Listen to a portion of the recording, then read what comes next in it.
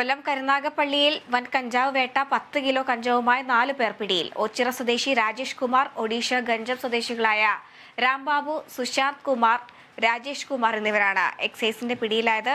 അന്തർ സംസ്ഥാന കഞ്ചാവ് വിതരണ ശൃംഖലയിലെ പ്രധാന കണ്ണികളാണ് പിടിയിലായതെന്ന് പോലീസ് പറഞ്ഞു.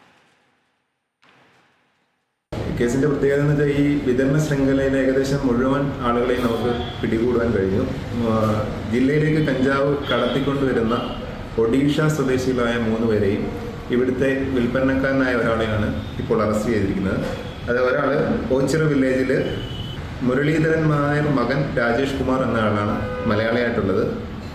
മറ്റു 3 പേര് ഒഡീഷ സ്വദേശികളായിട്ടുള്ള ഒരു വിക്കാരി ചരൺ ഗൗഡ, സുശാന്ത് കുമാർ, രാജേഷ് കുമാർ പോലായി എന്നിങ്ങനെ 3 പേരെ അടക്കം 4 പേരെയാണ് എൻഫോഴ്സ്മെന്റ് പാർട്ടി പിടികൂടിയിരിക്കുന്നത്.